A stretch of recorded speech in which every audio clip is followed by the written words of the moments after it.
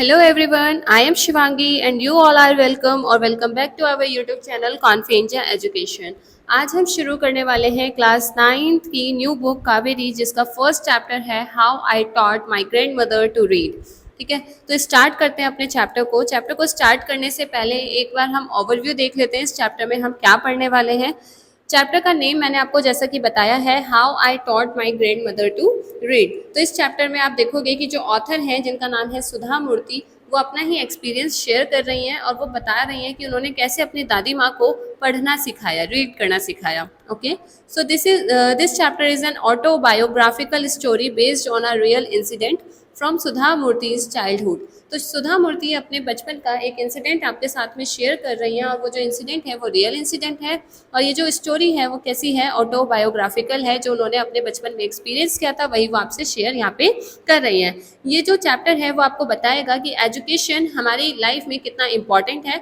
दूसरा, एजुकेशन के लिए कोई भी एज लिमिट नहीं होती है।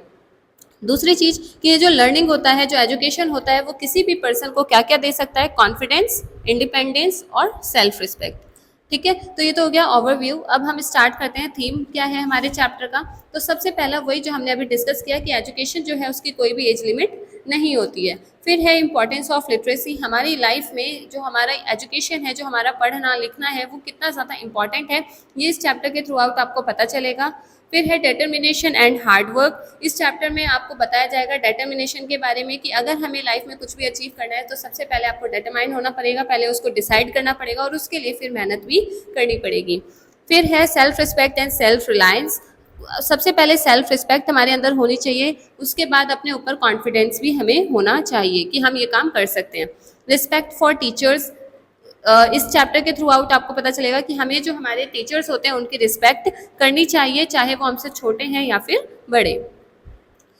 और है इसके अंदर लविंग रिलेशनशिप, यहाँ पे बहुत ही प्यारा सा सुंदर सा रिलेशनशिप दिखाया गया है between grand mother and her grand daughter.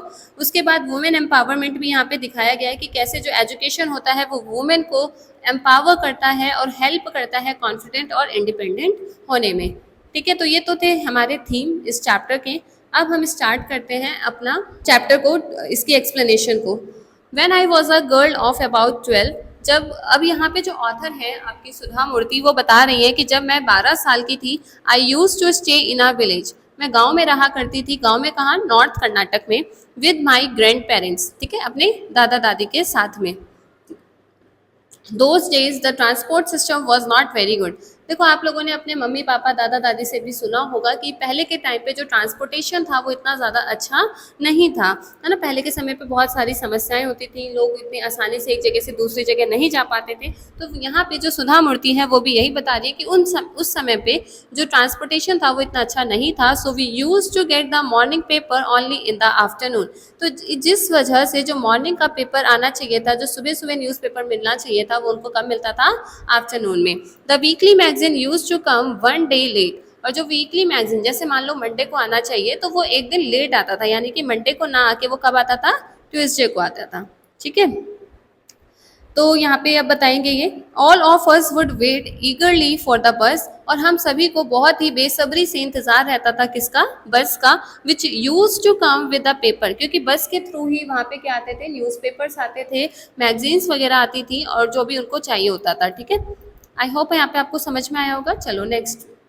At that time, Triveni was a very popular writer in the Kannada language। अब यहाँ पे जो ऑथर हैं वो बता रही हैं कि उस समय पे त्रिवेणी जो थी वो एक बहुत ही फेमस राइटर थी। सो इस जो चैप्टर की ऑथर हैं उनका नाम है सुधा मूर्ति, लेकिन सुधा मूर्ति जो बात कर रही हैं जिन ऑथर के बारे में, जिन राइटर के बारे में, उनका नाम है त्रिवेणी और वो कन्नड़ लैंग्वेज में बहुत ही पॉपुलर, बहुत ही फेमस राइटर थी। ठीक है, ये हैं त्रिवेणी जी, आप इनको देख सकते हो। She was a wonderful writer, वो बहुत ही शानदार राइटर थी, मतलब बहुत ही अच्छा लिखती थी। Her style was easy to read, मतलब वो जो भी चीज़ें वो लिखती थी वो बहुत ही आसानी से पढ़ने में आ जाता था, समझ में आ जाता था लोगों को। उनकी जो स्टोरीज होती थी वो डील करती थी कॉम्प्लेक्स साइकोलॉजिकल प्रॉब्लम से, मतलब जो लोगों के दिमाग से रिलेटेड जो इश्यूज होते थे उनको वो बहुत ही ब्यूटीफुली, या फिर आप कह सकते हो कि बहुत ही आसानी से लोगों के बीच में प्रेजेंट करती थी, ताकि लोगों को उनके बारे में अवेयरनेस आए और वो समझ सकें। ठीक है, in the life of ordinary peoples, और जो प्रॉब्लम्स होती थी सामान्य लोग जो होते हैं, जो कॉमन पीपल होते हैं, उनकी लाइफ में जो प्रॉब्लम्स थी उनको भी उन्होंने बहुत ही इंटरेस्टिंग तरीके से अपनी कहानियों के थ्रू प्रेजेंट किया था। अनफॉर्चुनेटली का मतलब होता है अभाग्यवश, ठीक है। तो unfortunately for Kannada literature she died very young. अब होता क्या है कि ये जो कन्नड़ लिटरेचर की राइटर थी त्रिवेणी, इनकी बहुत ही यंग एज में डेथ हो जाती है। इवन नाउ आफ्टर 40 ईयर्स, आज भी उनके डेथ के 40 साल बाद भी people continue to appreciate her novels. तो उन्होंने जो काम किया था या फिर जो राइटिंग्स उन्होंने लिखी थी, जो नॉवेल्स उन्होंने लिखी थी, आज भी लोग उनको पढ़ते हैं और अप्रिशिएट करते हैं, मतलब उसकी तारीफें करते हैं। So one of her novels called Kashi Yatri was appearing as a serial in the Kannada weekly Karamveera then. तो उस समय पे ये जो त्रिवेणी जी थी, उनकी एक नॉवल थी काशी यात्री, जो अपीयर होती थी, मतलब जो आती थी एज अ सीरियल, मतलब एपिसोड बाय एपिसोड आता था वो कन्नड़ लैंग्वेज में। उस टाइम पे एक मैगजीन थी करमवीरा, उसके अंदर इस स्टोरी को लेके आते थे, ठीक है। It is the story of an old lady. अब इस स्टोरी में होता क्या है, काशी यात्री की स्टोरी यहाँ पे आपको बताई गई है कि ये एक बहुत बूढ़ी औरत है, ओल्ड लेडी है, उनकी कहानी है। And her ardent desire, ardent desire का मतलब होता है जो हम बहुत ही ज़्यादा ईगरली, बहुत ही ज़्यादा उत्साह के साथ, या फिर आप कह सकते हो कीन डिज़ायर, मतलब जिसको हमें करना ही करना है, तो टू गो टू काशी और वाराणसी। तो यहाँ पे उनकी एक अर्डेंट या फिर आप कह सकते हो कि कीन डिज़ायर होती हैं कि उनको कहाँ जाना था, काशी जाना था, या फिर आप कह सकते हो वाराणसी उनको जाना था। Most Hindu believes that going to Kashi and worshipping lord Vishweshwara is the ultimate punya. तो बहुत सारे ऐसे हिंदू हैं जिनका मानना है कि यदि हम काशी जाएंगे, वाराणसी जाएंगे और वहाँ पे जाके हम लॉर्ड विश्वेश्वरा जी की पूजा करेंगे, तो इसी से ही हमें बस पुण्य मिलेगा। यही एक हमारा अल्टीमेट तरीका है पुण्य पाने का, ठीक है। तो ये एक बिलीफ सिस्टम आपको यहाँ पे दिखाया गया है कि बहुत सारे हिंदू जिस बिलीफ सिस्टम को बिलीव करते हैं। This old lady also believe. अब ये जो काशी यात्री में ये जो ओल्ड लेडी है, जो मेन कैरेक्टर है, ये भी इस चीज़ को मानती हैं। And her struggle to go there was described in that novel. और उनका जो स्ट्रगल है, उनकी जो मेहनत है पूरी लाइफ की यहाँ जाने के लिए, वो इस नॉवल में बहुत ही अच्छी तरीके से डिस्क्राइब किया गया है। In the story there was also young orphan girl. अब इस स्टोरी के अंदर एक ऑर्फन गर्ल होती है। ऑर्फन का मतलब क्या होता है, अनाथ। तो यहाँ पे एक लड़की है जो अनाथ है, और वो उसको क्या हो जाता है, प्यार हो जाता है, who falls in love. But there was no money for the wedding. लेकिन उसके पास पैसे नहीं होते हैं शादी करने के लिए। In the end the old lady gives away all her savings. अब देखो यहाँ पे एंड में क्या होता है इस नॉवल में कि एक लड़की है जिसको किसी से प्यार हो जाता है, लेकिन उससे शादी करने के लिए उनके पास पैसे नहीं होते हैं।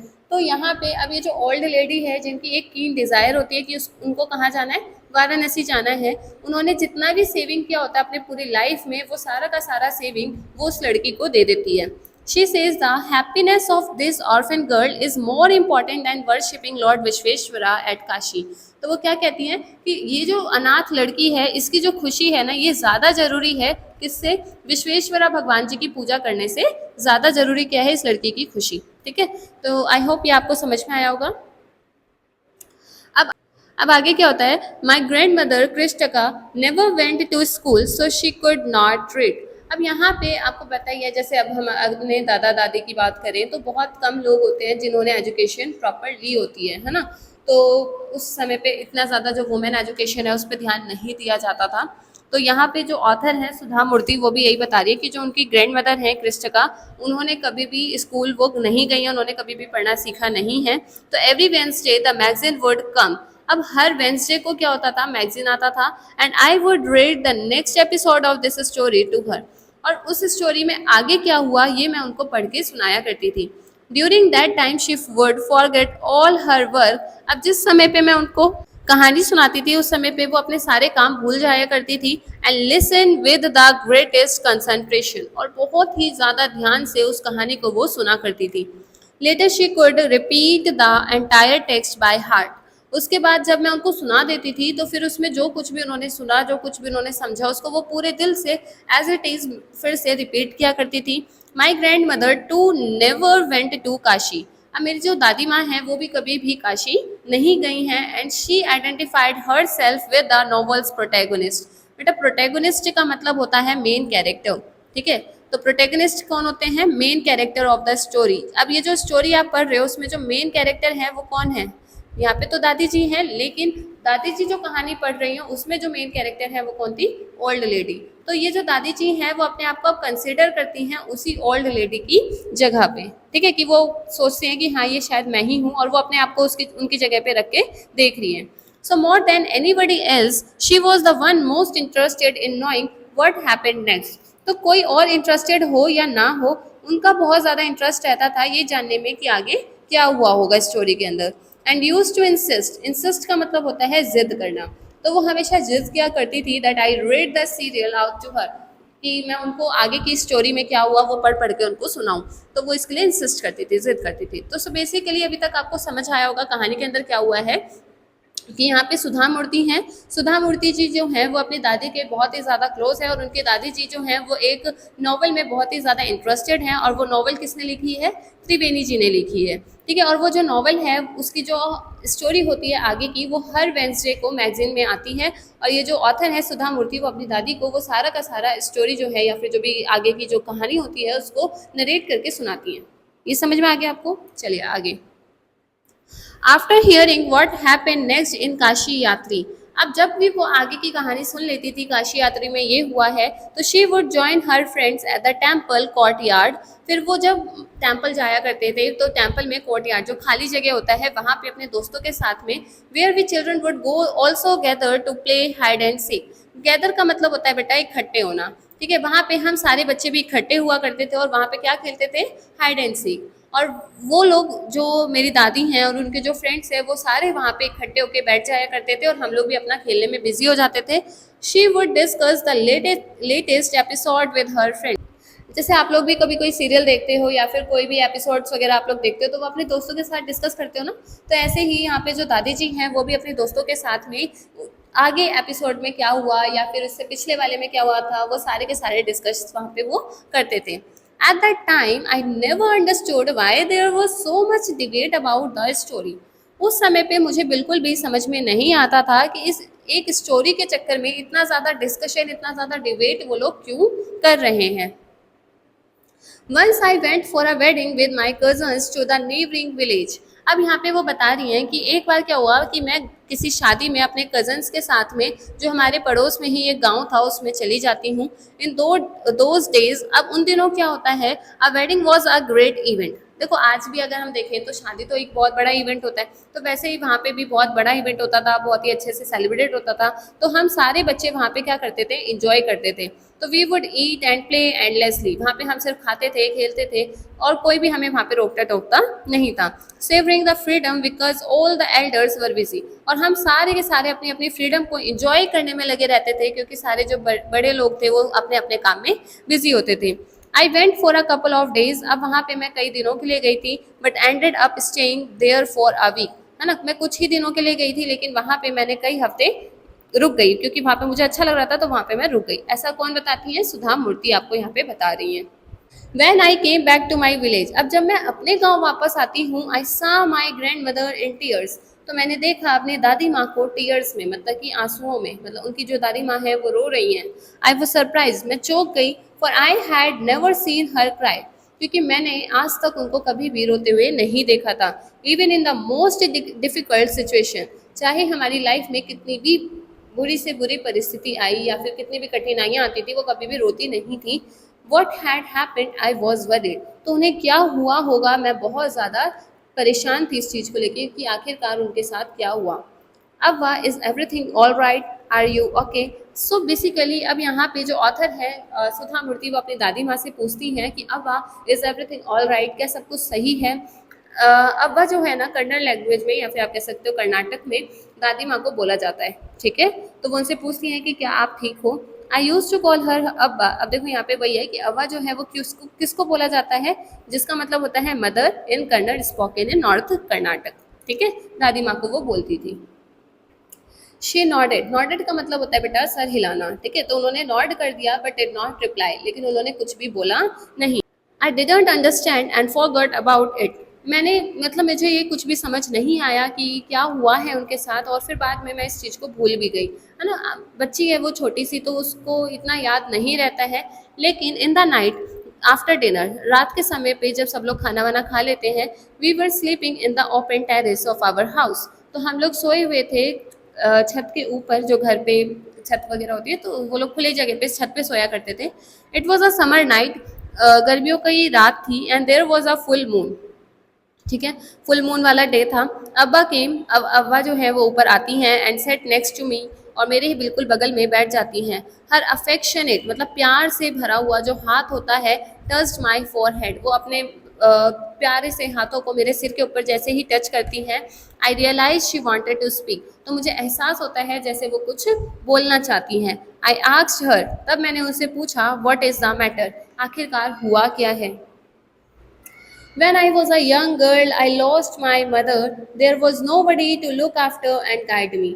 अब यहाँ पे दादी बोलना शुरू करती हैं कि जब मैं बहुत छोटी थी तो मेरी जो मम्मा थी उनकी डेथ हो गई थी, उनको मैंने खो दिया था, और मेरे पास कोई भी नहीं था जो मेरा ध्यान रख सके, मुझे गाइड कर सके, मुझे ये बता सके कि मेरे लिए क्या सही है और क्या नहीं। My father was a busy man, और जो मेरे पापा थे वो भी बहुत ही ज़्यादा व्यस्त रहते थे। गॉट मैरिड अगेन, और उन्होंने दोबारा से भी शादी कर ली थी। In those days people never considered education essential for girls. अब दादी जो हैं वो आगे बताती हैं, आगे कंटिन्यू करती हैं कि उन दिनों ना जो गर्ल एजुकेशन होती थी, जो लड़कियों के लिए जो पढ़ाई लिखाई वगैरह होती थी, उसको बहुत ही ज़्यादा सीरियसली लोग नहीं लेते थे। So I never went to school, इसलिए मैं कभी भी स्कूल नहीं गई। I got married very young, मेरी जो शादी है वो भी बहुत ही छोटी उम्र में हो गई थी, एंड हैड चिल्ड्रन, फिर बच्चे भी हो गए। तो आई बिकेम वेरी बिजी, जिस वजह से अब मैं क्या हो गई हूँ, बहुत ज़्यादा बिजी हो गई थी उस समय पे। Later I had grandchildren, फिर मेरे ग्रैंड चिल्ड्रन हुए, and always felt so much happiness in cooking and feeding all of you, और फिर मैंने इसी को अपना लिया और मुझे बहुत अच्छा लगने लगा कुकिंग करने में और तुम लोगों को खिलाने में, है ना, मतलब जो भी खाना बना रही हूँ वो तुमने फीड करवा रही हूँ, इसमें मुझे अच्छा लगने लग गया था। At times I use to regret not going to school, but कभी कभी मैं क्या करती थी, रिग्रेट करती थी, मतलब पछतावा होता था मुझे स्कूल ना जाने के लिए कि मैं स्कूल क्यों नहीं जा पाई। So I made sure that my children and grand children studied well, तो इसलिए मैंने ये डिसाइड करा कि जो मेरे बच्चे होंगे और जो मेरे ग्रैंड चिल्ड्रन होंगे उनकी एजुकेशन में कोई भी कमी नहीं होगी, उनको मैं अच्छे से पढ़ाऊँगी। हम स्टार्ट कर रहे हैं हमारा second part of this story. आगे क्या हुआ इसमें। I could not understand why my 62-year-old grand mother was telling me a 12-year-old the story of her life in the middle of the night. So अब यहाँ पे सुधा मूर्ति कहती हैं कि मुझे समझ ही नहीं आ रहा था कि मेरी जो दादी माँ हैं जो अब 62 ईयर्स की हो गई हैं, और मैं जो सिर्फ अभी 12 साल की हूँ, उसको वो अपनी पूरी लाइफ की स्टोरी बता रही हैं, वो भी आधी रात में। तो उस समय पे मुझे ये चीज़ बिल्कुल समझ ही नहीं आ रही थी कि ऐसा क्यों हो रहा है। But I knew I loved her immensely and there had to be some reason why she was talking to me. लेकिन मैं इतना जानती थी कि मैं उनसे बहुत ज़्यादा प्यार करती हूँ, और अगर वो मुझसे ये बातें कर रही हैं तो इसका ज़रूर कुछ ना कुछ रीज़न होगा इसके पीछे का। I looked at her face, मैंने उनके चेहरे की तरफ देखा। इट वॉज अनहैप्पी, वो खुश नहीं थी। And her eyes were filled with tears, और उनकी जो आंखें थी वो आंसुओं से भरी हुई थी। She was a good looking lady who was usually always smiling, वो दिखने में बहुत ही अच्छी थी और वो हमेशा स्माइल करती रहती थी। Even today I can not forget the worried expression on her face. I leaned forward and held her hand. अब वो बता रही हैं आज भी उनका वो जो परेशानी वाला चेहरा था, जो एक्सप्रेशंस थे, मैं उनको आज भी नहीं भूल पाती हूँ। और फिर मैं वहीं पे लेट गई और मैंने उनके हाथ को पकड़ लिया। ठीक है, अब don't cry, what's the matter, can I help you in any way. अब यहाँ पे जो ऑथर है वो अपनी दादी से कहती हैं कि अब डोंट क्राई, क्या हुआ है आपको, क्या मैं आपकी कोई मदद कर सकती हूँ। Yes I need your help. So here the दादी जो है, जो ग्रैंड मदर है, सी फाइनली स्पोक, उन्होंने बोला और कहा, क्या बोला कि हाँ मुझे तुम्हारी ज़रूरत है। You know when you were away, अब वो बताती हैं कि तुम्हें पता है जब तुम यहाँ से दूर थी, मतलब तो जब तुम मेरे पास में नहीं थी, करमवीरा केम एज यूजुअल, तो वो जो मैगजीन थी ना करमवीरा, वो तो वैसे ही आई थी। आई ओपन द मैगजीन, मैंने मैगजीन को खोला।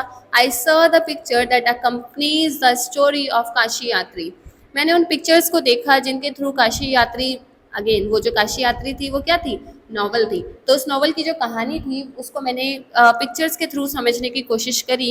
And I could not understand anything that was written, वो पिक्चर तो मैंने समझ लिया, उस पिक्चर को समझ लिया, उसको देख लिया, लेकिन उसके अंदर जो रिटन फॉर्म में लिखा हुआ था, जो कहानी लिखी हुई थी, वो मुझे बिल्कुल भी समझ में नहीं आया। क्यों नहीं आया? क्योंकि बेटा उनको पढ़ना नहीं आता था ना, इस वजह से नहीं आया। तो many times I rubbed my hands over the pages wishing they could understand what was written. मैंने अपने हाथों को कई बार उसके ऊपर रब किया, कई बार उसके ऊपर सहलाया, पेजेस के ऊपर जो लिखा हुआ था उसको समझने के लिए। ऐसा लग रहा था जैसे वो मैं समझ जाऊंगी, लेकिन मुझे कुछ भी समझ में नहीं आ रहा था। But I knew it was not possible. मैं जानती थी कि ये पॉसिबल नहीं है। If only I was educated enough. ये सिर्फ तब संभव होता जब अगर मैं पढ़ी लिखी होती। I waited eagerly for you to return. और इसलिए मैं तुम्हारा बेसब्री से इंतजार कर रही थी तुम्हारे वापस आने का। I felt you would come early. I felt you would come early. मुझे ऐसा लग रहा था कि तुम जल्दी आओगी एंड रीड फॉर मी, और ये मुझे पढ़ के सुनाओगी। I even thought of going to the village and asking you to read for me. Even मैंने ये तक सोचा कि मैं तुम्हारे पास आ जाऊं और तुम्हें बोलूं ये पढ़ के सुनाने के लिए।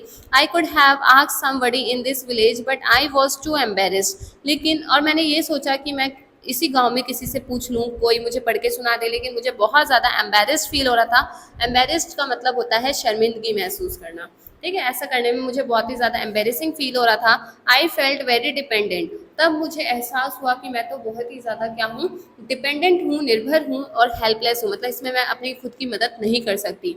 We are well off. हमारे पास सब कुछ है। But what use is money when I can not be independent. तो वो वही कह रही है कि मेरे पास सब कुछ है, मेरे पास पैसा भी है, सब है, लेकिन उस पैसे का कोई फ़ायदा नहीं है अगर मैं इंडिपेंडेंट ही नहीं हूँ। अगर मुझे फिर भी किसी के ऊपर डिपेंड रहना पड़ता है, किसी की राह देखनी पड़ती है कि वो आएगा तभी वो ये काम मेरा हो पाएगा, तो इसका मतलब फिर उस पैसे का कोई भी यूज़ नहीं है, ठीक है।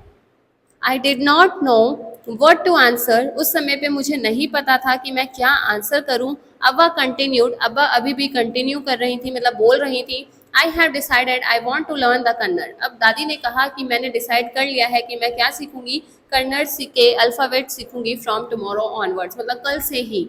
आई विल वर्क वेरी हार्ड। मैं बहुत मेहनत करूंगी। I will keep Saraswati Puja day during Dussehra as the deadline. और मैं क्या करती हूँ, सरस्वती पूजा डे जो है, जो दशहरा के समय पे आता है, सरस्वती पूजा होती है ना, तो उसको डेडलाइन बना लेते हैं कि उस दिन तक मुझे सीख लेना है। That day I should be able to read a novel. और उस दिन मैं तुम्हें एक नॉवल पूरा पढ़ के दिखाऊंगी खुद से। I want to be independent. क्योंकि मैं क्या होना चाहती हूँ, इंडिपेंडेंट होना चाहती हूँ, आत्मनिर्भर होना चाहती हूँ। I saw the determination on her face. अब यहाँ पे ऑथर बता रही हैं कि मैंने उनके चेहरे पे वो डिटर्मिनेशन देखा, वो दृढ़ निश्चयता देखी कि हाँ वो सच में कुछ करना चाहती थी। Yet I laughed at her. लेकिन उसके बावजूद मुझे उनके ऊपर हंसी आ रही थी। तो आपको क्या लगता है कि यहाँ पे जो सुधा मूर्ति हैं वो सही हैं? तो ये मुझे बताइए ज़रा कमेंट बॉक्स में। अब्बा at this age of 62 you want to learn the alphabet. So basically जो सुधा मूर्ति है उनके दिमाग में एक ही क्वेश्चन चल रहा था कि अब्बा अब आप 62 ईयर्स के हो गए हो, क्या अब जाके आप अल्फ़ाबेट सीखोगे? अब आप इतने बड़े हो गए हो, अब आप ABCD सीखोगे? तो ये इसलिए वो हंस रही थी। All your here is grey. तुम्हारे सारे बाल जो है वो वाइट हो गए हैं। Your hands are wrinkled. आपके हाथों में झुर्रियाँ आ गई हैं। You wear spectacles. आप चश्मा पहनते हो। And you work so much in the kitchen. और आप तो किचन में भी इतना सारा काम करते हो। Childlessly I made fun of the old lady. और बचपने में कहीं ना कहीं, अब यहाँ पे सुधा मूर्ति जो है वो बता रही है कि बचपने में कहीं ना कहीं मैंने उनका क्या कर दिया था, मजाक बना दिया था। But she just smile. लेकिन उन्होंने सिर्फ स्माइल किया। For a good cause if you are determined. और कहा कि अगर आप किसी भी अच्छे काम के लिए डिटरमाइंड हो कि मुझे ये काम करना ही करना है, तो you can overcome any obstacle. Obstacle का मतलब होता है किसी भी तरह का बैरियर, ठीक है, तरीके का बैरियर मतलब किसी भी तरीके की रुकावट। सो अगर एक बार डिसाइड कर लिया है कि मुझे ये चीज़ करनी ही करनी है, तो तुम किसी भी ऑब्स्टिकल से, किसी भी बैरियर से बाहर निकल सकते हो। आई will work harder than anybody but I will do it. अब वो कहती हैं कि मैं किसी से भी, मतलब कोई भी अगर मेरे जैसा होगा या कोई भी जितनी भी मेहनत कर रहा होगा, मैं उससे भी ज़्यादा मेहनत करूंगी। For learning there is no age bar. और उन्होंने कहा क्योंकि सीखने के लिए, सीखने की कोई भी उम्र नहीं होती है, कोई भी एज बैरियर नहीं होता है कि इतने ही एज का इंसान कुछ सीख सकता है। आप किसी भी एज में जाके सीख सकते हो, बस आपके अंदर एक स्ट्रॉन्ग डिटर्मिनेशन होना चाहिए। द नेक्स्ट डे ऑनवर्ड्स, अगले ही दिन से आई स्टार्टेड माई ट्यूशन, मैंने दादी को पढ़ाना शुरू कर दिया। अव्वा वॉज अ वंडरफुल स्टूडेंट, अव्वा जो थी वो बहुत ही शानदार, बहुत ही ब्रिलियंट अच्छी स्टूडेंट थी। The amount of homework she did was amazing, और जितना वो होमवर्क करती थी वो बहुत ही अमेजिंग था, बहुत ही अच्छा था। She would read, repeat, right and recite, वो पढ़ती थी, रीड करती थी, जो भी वो पढ़ रही हैं उसको बार बार रिपीट करती थी, उसको लिखती थी, रिसाइट भी करती थी, फिर से दोहराती थी।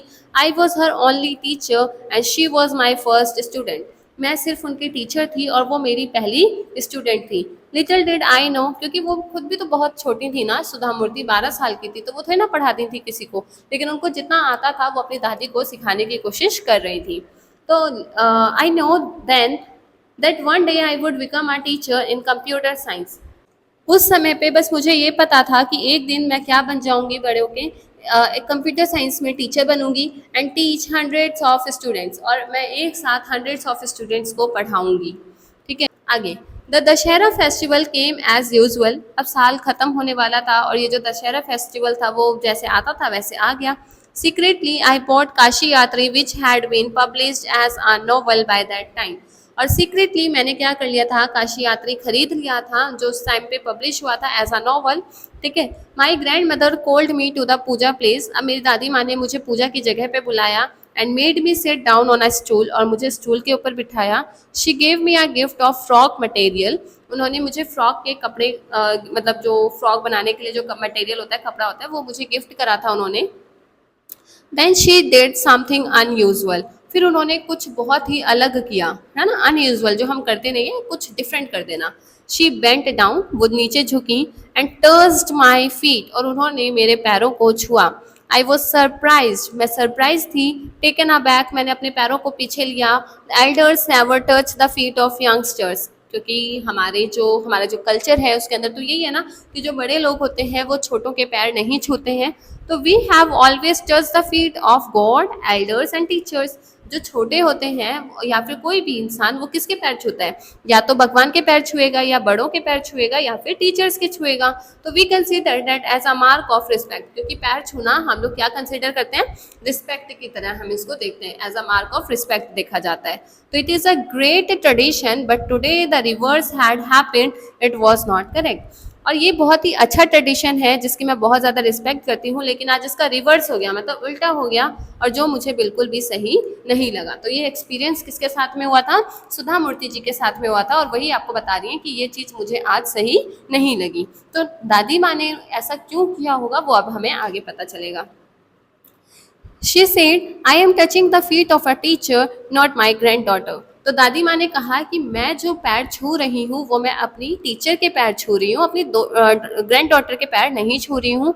A teacher who taught me so well, एक वो टीचर जिसने मुझे बहुत ही अच्छे से पढ़ाया, with so much of affection, बहुत सारे प्यार के साथ, that I can read any novel confidently, और इतने अच्छे से पढ़ाया कि अब मैं किसी भी नॉवल को कॉन्फिडेंटली पढ़ सकती हूँ इन सच अ शॉर्ट पीरियड, और वो भी इतने छोटे से पीरियड में, ड्यूरेशन में मुझे इतनी सारी चीज़ें इतने अच्छे से सिखा दी हैं। नाउ आई एम इंडिपेंडेंट, सो दादी अब जो है वो कह रही है कि अब मैं क्या हूँ, इंडिपेंडेंट हूँ, मतलब मुझे किसी के भी ऊपर डिपेंड नहीं रहना पड़ेगा। It is my duty to respect our teacher, तो ये मेरी ड्यूटी है, ये मेरा कर्तव्य है कि मैं अपने टीचर की क्या करूँ, रिस्पेक्ट करूँ। Is it not written in our scriptures that a teacher should be respected irrespective of the gender and age? ऐसा हमारे किसी भी स्क्रिप्चर में नहीं लिखा हुआ है कि हमें अपने से सिर्फ बड़े वाले टीचर्स की ही रिस्पेक्ट करनी है या किसी जेंडर के अकॉर्डिंग किसी की रिस्पेक्ट करनी है। I did return namaskara to her by touching her feet, मैंने उन्होंने जो मेरे पैर छुए थे उसको मैंने रिटर्न में उनके पैर छूते हुए उस नमस्कार को वापस करा। And gave my gift to my first student, और मैंने जो उनके लिए गिफ्ट लिया था वो मैंने अपनी फर्स्ट स्टूडेंट को दिया। She opened it and read immediately the title Kashi यात्री, जैसे ही उन्होंने गिफ्ट को ओपन किया था, आपको पता है ना उन्होंने क्या गिफ्ट लिया था, सुधा मूर्ति ने नॉवल गिफ्ट लिया था काशी यात्री। तो जैसे ही उन्होंने नॉवल को ओपन किया, मतलब जैसे ही उसको अनरैप किया और उसमें नॉवल देखी, उसका टाइटल उन्होंने तुरंत से पढ़ दिया, Kashi Yatri by Triveni, Triveni who was the writer of the Kashi Yatri. And the publishers name, है ना। तो पब्लिशर नेम वगैरह उन्होंने मतलब सब कुछ रीड किया। I knew then that my student had passed with flying colours. Flying colours का मतलब बहुत ही अच्छे नंबरों से, बहुत ही अच्छी तरीके से, ठीक है। तो मैं जानती थी कि जो मेरी स्टूडेंट है, यहाँ पे सुधा मूर्ति कह रही है कि जो मेरी स्टूडेंट थी वो बहुत ही अच्छे अंकों से क्या हो गई थी, पास हो गई थी। मतलब जो उनको सिखाया गया था वो उन्होंने सीख लिया और वो बहुत ही एक अच्छी ब्रिलियंट स्टूडेंट निकल के सामने आई।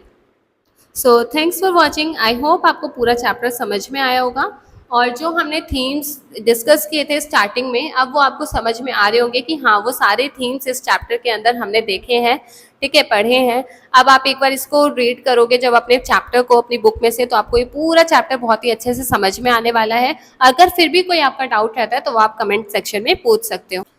मिलते हैं नेक्स्ट क्लास में, तब तक के लिए आप चैनल को लाइक, शेयर एंड सब्सक्राइब कर सकते हैं। Bye bye.